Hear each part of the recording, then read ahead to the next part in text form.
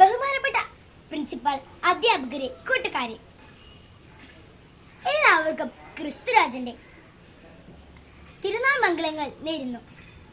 ഈ ലോകത്തിൽ എത്രയോ രാജാക്കന്മാരുണ്ടായിരുന്നു. അവർ ജീവിച്ചു മരിച്ചുപോയി. മഹാനായ അലക്സാണ്ടറും വീരനായ നെപ്പോളിയനും മരിച്ചുപോയി.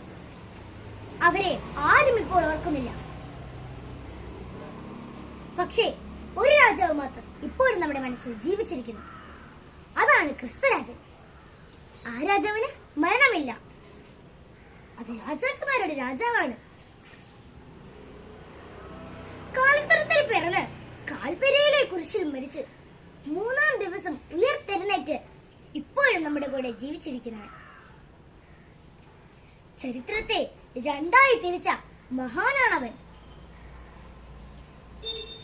നമ്മുടെ വിദ്യാലയത്തിന്റെ പേര് തന്നെ ക്രിസ്തുരാജന്റെ പേരിലാണ് അറിയപ്പെടുന്നത്. ക്രിസ്തുരാജനും മറ്റു രാജാക്കന്മാരും തമ്മിൽ എന്താണ് വ്യത്യാസം? സ്വന്തം ശിഷ്യന്മാരുടെ പാദങ്ങൾ കഴുകിയ രാജാവ്, കഴുതപ്പുഴത്തിൽ സഞ്ചരിച്ച രാജാവ്,